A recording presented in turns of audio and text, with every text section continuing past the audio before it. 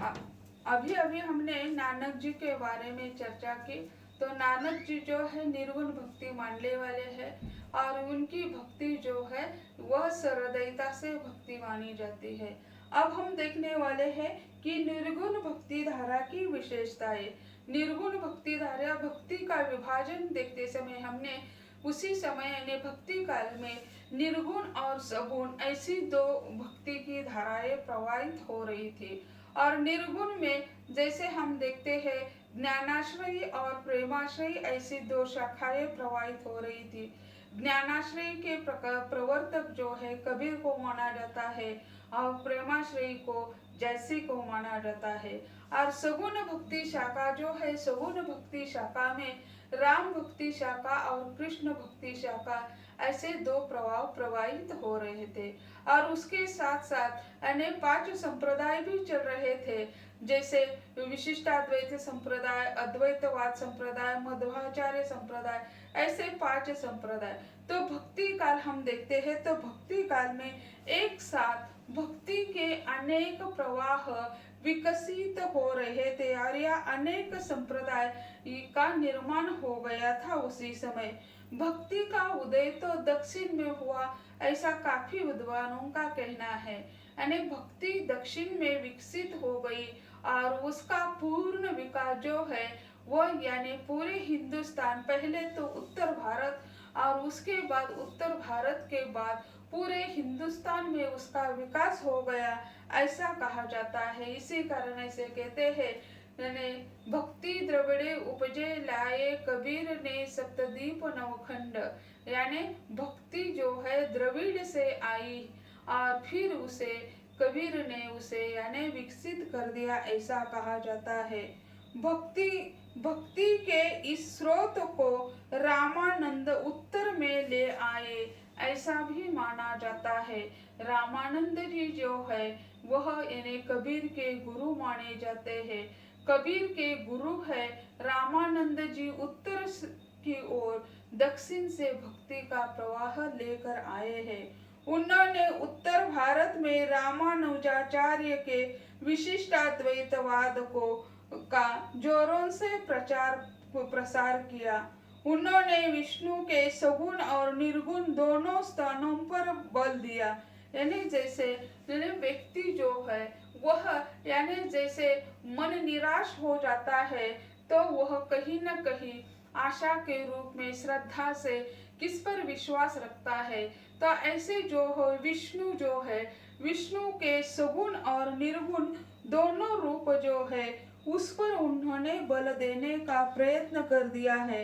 तो उसी समय उत्तर भारत में रामानुजाचार्य जी जो है रामानुजाचार्य के विशिष्टाद्वैतवाद का जोरों से प्रसार किया। उन्होंने विष्णु के सगुण और निर्गुण दोनों रूपों पर बल दिया। उनकी शिष्य परंपरा में दोनों प्रकार के शिष्य मिलते हैं। रामानंद की भक्ति का प्रभाव संत काव्य पर पड़ा। कबीर के काव्य पर उनका प्रभाव दिखाई देता है। कबीर ने ब्रह्मा का वर्णन करते समय अनेक नामों का जिक्र किया, किंतु उनका संबंध ब्रह्मा के निर्गुण रूप से है। यानी उन्होंने यानी रामानुजाचार्य जो है उनका विशिष्टाद्वैतवाद जो है उनका उन्होंने जोरों से रामानंद जी ने प्रचार प्रसार कर दिया है। और उन्होंने विष्णु के सगुण और निर्गुण रूप जो है यानी वैष्णव संप्रदाय जो हम कहते हैं, तो वैष्णव संप्रदाय यानी क्या, तो विष्णु का संप्रदाय जो है उसे वैष्णव संप्रदाय कहते हैं। तो वैष्णव संप्रदाय में यानी ईश्वर के सगुण और निर्गुण जो रूप है उसका उन्होंने यानी वर्णन कर दिया है और दोनों रूप जो है उस पर उन्होंने बल दिया है। उनकी शिष्य परंपरा में दोनों प्रकार के शिष्य मिलते हैं। यानी विष्णु के सगुण भक्त भी दिखाई देते हैं और विष्णु के निर्गुण भक्त भी दिखाई देते हैं।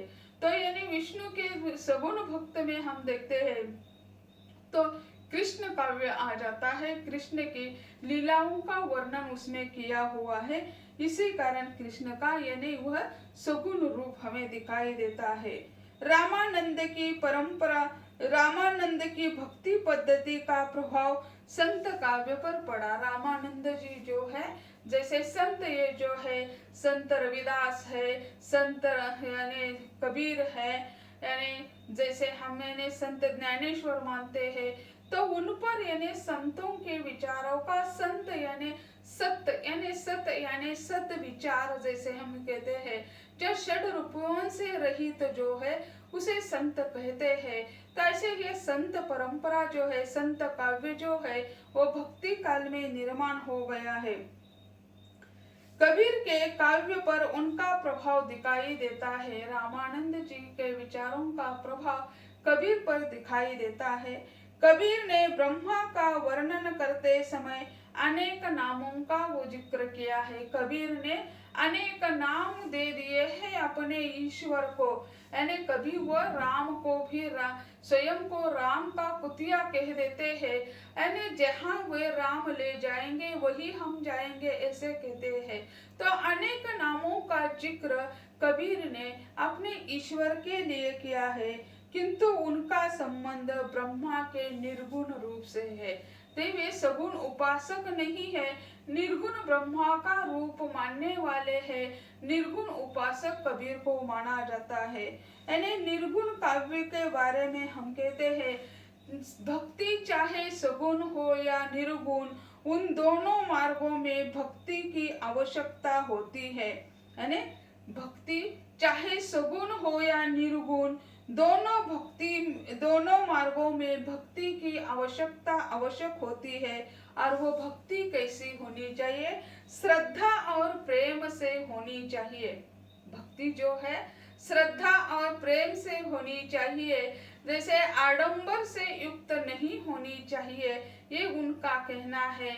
यानी दोनों का चाहे सगुण हो चाहे निर्गुण हो, उन दोनों भक्तों का उद्देश्य एक ही है, ईश्वर प्राप्ति या यानी मुक्ति। लेकिन वे कहते हैं श्रद्धा भक्ति कैसी होनी चाहिए? तो श्रद्धा से होनी चाहिए और प्रेम से होनी चाहिए। वे कहते हैं श्रद्धा और प्रेम के संयोग को भक्ति कहते हैं। श्रद्धा और प्रेम से करना चाहिए ऐसे कहकर हम कोई कार्य करते हैं तो वह सफल नहीं होता, लेकिन मन लगाकर कोई कार्य हम पूरा कर देते हैं तो वह अच्छा होता है, तो उसे भक्ति कहते। कर्म सिद्धांत भी यही दिखाई देता है। तो वैष्णव मार्गी जो है, विष्णु जो कहते हैं तुम्हें कर्म करते रहना चाहिए, और वह कर्म कैसे? निष्काम होना चाहिए।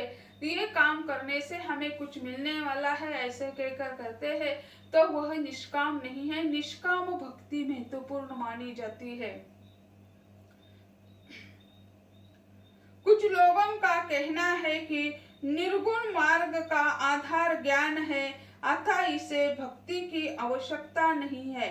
कई लोग कहते हैं निर्गुण भक्ति का आधार जो है ज्ञान, लेकिन ज्ञान क्या है? ज्ञान कृपाण की तरह है। ज्ञान जैसे हम मानते हैं, विज्ञान जो मानते हैं, जिसका अनुमान नहीं लगाया जाता, उसका जिन्हें विशिष्ट रूप दिखाना पड़ता है। अनुमान लगाने से ऐसा होगा, ऐसा होने वाला है, ऐसा नहीं है, ऐसा होने वाला है, ऐसा नहीं उसमें विज्ञान में होता, ऐसा है, ये विज्ञान बताता है। ज्ञान जो होता है विज्ञान की तरह होता है, कृपाण की तरह होता है। कृपाण यानी तलवार, तलवार को धार होती है। तो यह ज्ञानी जो होता है उनकी वाणी जो होती है कृपाण की तरह होती है, वो किस पर भी विश्वास रखने वाला नहीं होता है। तो कई लोगों का कहना है कि निर्गुण मार्ग का आधार ज्ञान मार्ग है और अतः इसमें भक्ति की आवश्यकता नहीं है, ईश्वर ज्ञान से ही प्राप्त किया जाता है। इस संदर्भ में आचार्य शंकर का मत भी उल्लेखनीय है। आचार्य शंकर भी कहते हैं कि रुते ज्ञानाना मुक्ति, यानी रुते ज्ञानाना ही मुक्ति, यानी ज्ञान के सिवा हमें मुक्ति नहीं मिलती है। ज्ञान वह कौन सा भी हो, जैसे हम मानते हैं कि यानी भक्ति का ज्ञान हमें गुरु से मिलता है, तभी हमें यानी मुक्ति मिलती है। तो यह ज्ञान ही है। तो ज्ञान कृपाण की तरह है मानने वाले जो है यहाँ यानी पीछे हट जाते हैं। यानी आचार्य शंकराचार्य जी का विशिष्टाद्वैत जो है आचार्य शंकराचार्य का अद्वैतवाद जो है उसमें उन्होंने कहा है रुते ज्ञानाना मुक्ति, ज्ञान के बिना मुक्ति नहीं है। अनुभव अवसानत्व ब्रह्मण्यस्य, अर्थात ज्ञान के बिना मुक्ति नहीं मिलती। और जब तक ज्ञान ब्रह्म ज्ञान अनुभव अनुभूति में पर्यावसित नहीं हो जाता तब तक उसकी सार्थकता नहीं होती। अनुभूति भी महत्वपूर्ण है और अनुभूति जब ब्रह्म ज्ञान जो है वह अनुभव या अनुभूति में जब तक परिवर्तित नहीं होते तब तक उसकी उपासना जो है वह सार्थक नहीं बन सकती। अतः इससे स्पष्ट हो जाता है कि अनुभूति ही भक्ति है, यानी अनुभूति महत्वपूर्ण है। जैसे चाहे उसका ईश्वर सगुण हो या निर्गुण, लेकिन अनुभूति यानी अत्यंत महत्वपूर्ण मानी जाती है। कौन सा भी भक्ति संप्रदाय हो उसमें अनुभूति महत्वपूर्ण होती है। जैसे हम देखते हैं कि निर्गुण भक्ति शाखा की विशेषता हम देखते हैं तो संत काव्य में अनेक धार्मिक संप्रदायों के संप्रदाय इसमें दिखाई देते हैं, किंतु उनकी कोई शास्त्रीय व्याख्या नहीं मिलती। जन भाषा में ही उसका विवरण तथा उसका मर्म मिलता है। संत साहित्य जो है वह यानी लोगों की भाषा में लिखा हुआ है। एक कोई विशिष्ट ऐसा एक ढांचा उसमें नहीं है। सभी दृष्टि से यानी काव्य कला, लोक पक्ष, साधना पक्ष आदि से यह मार्ग अत्यंत महत्वपूर्ण है। इस मार्ग की साधना सामाजिक है तथा इसको अपनाने की पद्धति स्वतंत्र है। इस मार्ग के विचार निज अनुभूति पर आधारित है, यानी भगवान की अनुभूति होती है। हर एक को अलग अलग अनुभूति होती है। जैसे हम कहते हैं कि गिरनार को चढ़ने के लिए बहुत बड़ा पर्वत दत्तात्रेय जी का स्थान मानते हैं। वह चढ़ने के लिए लोग साल में एक साल चले जाते हैं, कोई वैष्णो माता चले जाते हैं, कोई अमरनाथ की यात्रा करने के लिए चले जाते हैं, कोई हरिद्वार के लिए निकल जाता है। तो हर एक की अनुभूति अलग होती है। कोई कहता है हमें थकान आती ही नहीं है, कोई कहता है इतना ऊपर पर्वत कैसे चढ़े। तो ये यानी जैसे कबीर कहते हैं लंगड़ा हो तो भी ईश्वर की भक्ति के लिए वो पर्वत को भी लांग देता है।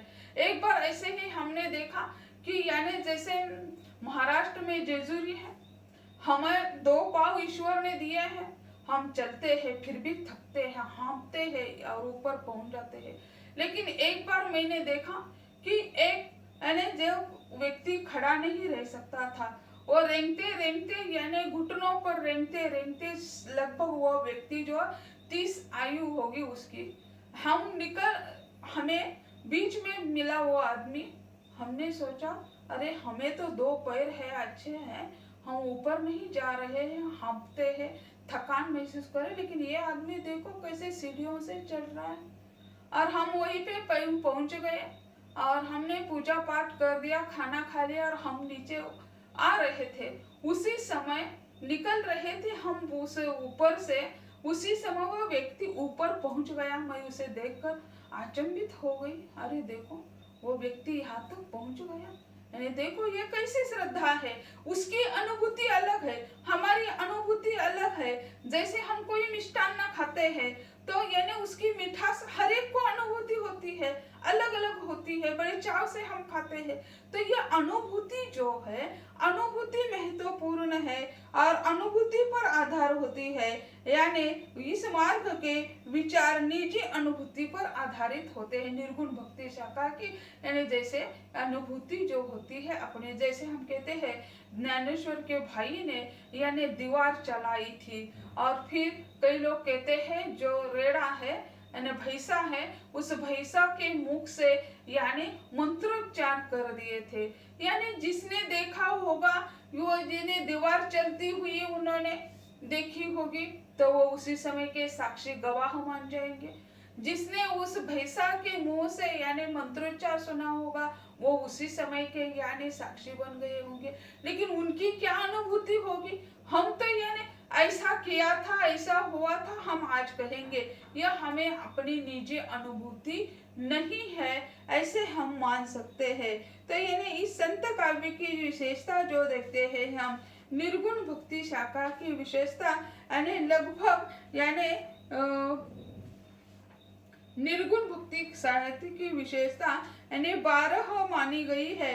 तो इसमें निर्गुण ईश्वर में विश्वास, ब्रह्मवाद, बहुदेववाद तथा अवतारवाद का विरोध, सदगुरु की महिमा, जाति पाति भेदभाव का विरोध, रूढ़ी और आडंबरों का विरोध, रहस्यवाद, रूढ़ी ने सज्जन का तथा भजन तथा नामस्मरण, श्रृंगार वर्णन तथा विरह की मार्मिकता और उसके साथ लोक संग्रह की भावना, नारी के प्रति दृष्टिकोण, माया से सावधान, भाषा एवं शैली।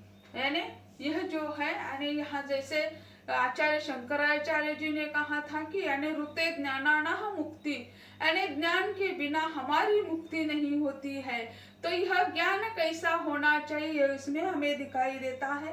उनकी जो पहली विशेषता जो है वह विशेषता इस तरह है कि निर्गुण ईश्वर में विश्वास, यानी निर्गुण ईश्वर में विश्वास यानी यहाँ यानी जैसे हमने नामदेव को भी देखा, नामदेव ने जब दीक्षा ली तब उसी समय उन्हें सर्वत्र सभी जगह विठ्ठल दिखने लगे। उन्हें दीक्षा लेने के पहले वे मंदिर में ही विठ्ठल को देखते थे, लेकिन दीक्षा लेने के बाद सभी जगह उन्हें ईश्वर दिखाई देने लगे, विठ्ठल दिखाई देने लगे। तो यह क्या है, निर्गुण ईश्वर में विश्वास रखने वाले हैं। जहां देखो उन्हें यानी भगवान ही भगवान दिखाई देता है। जैसे कोई व्यक्ति बच्चों में भगवान देखता है, कोई जानवरों में भगवान देखता है।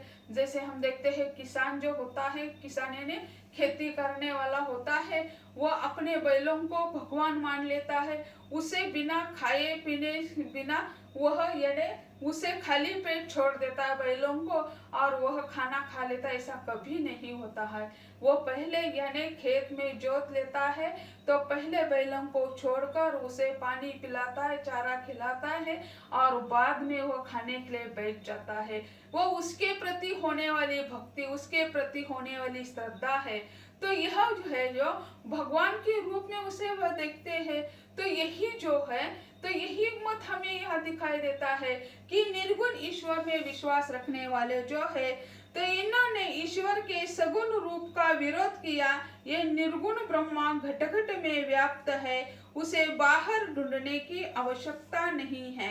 तो कबीर का एक उत्कृष्ट दोहा है, इसमें वह कहते हैं कि घट घट में वह साई रमता, कटु वचन मत बोल रे, तो को पीव मिलेंगे, घूंघट का पट खोल रे। तो हमें यानी क्या है, ईश्वर घट घट में हमें दिखाई देता है और कटु वचन मत बोल रे, यानी कटु वचन बोलना यानी किसी को यानी कठोर बोलना, यानी किसी के साथ झगड़ा करना, यानी सही शब्दों में हम उसकी सांत्वना या उसके साथ हम बातें कर सकते हैं। तो कठोर शब्दों का प्रयोग नहीं करना चाहिए, क्योंकि यह कठोर शब्द जो होते हैं कृपान की तरह होते हैं, यानी तलवार की तरह होते हैं। इसी कारण वो कहते हैं कटु वचन मत बोल रे, तो को पीव मिलेंगे। कटु वचन नहीं आप बोलेंगे तब आपको प्रिय मिलेंगे, यानी आपका जो उद्देश्य है जिसकी आप भक्ति कर रहे हैं वे आपको मिलेंगे। तो को पीव मिलेंगे, घूंघट का पट खोल रे, यानी घूंघट कौन सा है, वह घूंघट अंधश्रद्धा रूपी घूंघट है, वह उसे हटा दीजिए। तीर्थ यात्रा करने से हमें भगवान मिलता है, तो यह जो है वह ठीक नहीं है। वे कहते हैं यहाँ रहकर भी हम जहाँ है वहाँ रहकर ईश्वर की भक्ति कर सकते हैं। हम मंदिर में बैठे हैं और मन यहाँ रहेगा तो कुछ नहीं हो सकता है। तो वो यानी इसी कारण कहते हैं कि यानी तीर्थ यात्रा करने से हमें कोई फायदा मिलने वाला नहीं है। मन में गंगा तो मन चंगा तो कटौती में गंगा, ऐसा रैदास ने कहा है। मन चंगा तो कटौती में गंगा, यानी क्या है कि मन शुद्ध है हमारा तो हमें क्या मिल जाता है, ईश्वर यहाँ बैठकर भी हम ईश्वर की भक्ति कर सकते हैं। तो एक बार जैसे रैदास जाति से जमात थे, वे तो जूते सिलाने में बहुत माहिर थे और एक बार उनके गांव वाले लोग कहते हैं चलो गंगा स्नान करने चले जाएंगे। तो उनका भी जी चाहता है कि हम भी गंगा स्नान करने के लिए जाएंगे, लेकिन उन्हें याद आ जाता है अरे मैंने तो उस आदमी को जूते बनाकर देने का वादा किया है, अगर मैं गंगा स्नान करने के लिए चले जाऊंगा तो उस व्यक्ति के जूते नहीं बनाऊंगा, उसके सिवा मैं क्या करूंगा, उसके जूते बनाकर दे दूंगा। तो उसी समय वे अपने गांववालन से कहते हैं मन चंगा तो कटौती में गंगा, यहाँ रहकर भी हम गंगा स्नान कर सकते हैं। ऐसी उनकी यह श्रद्धा दिखाई देती है ईश्वर के प्रति, व्यक्ति के प्रति। यानी उस व्यक्ति को हम जूते बना कर देंगे तो वह आनंदित होगा और उसका आनंद जो है वही मुझे गंगा में स्नान करने से मिल जाएगा, ऐसा उनका कहना है। तो यानी घूंघट का पट खोल रे, यानी हमने अंधश्रद्धा रूपी जो घूंघट ओढ़ लिया है उसे हटाने के लिए ये लोग कहते हैं कि यानी हमें कोई तीर्थ यात्रा करने की जरूरत नहीं है। घर में जैसे वृद्ध माता पिता है और उनकी सेवा करने के सिवा हम अगर ईश्वर की सेवा तीर्थाटन करते रहेंगे तो ये ठीक नहीं है, ऐसे कहते हैं।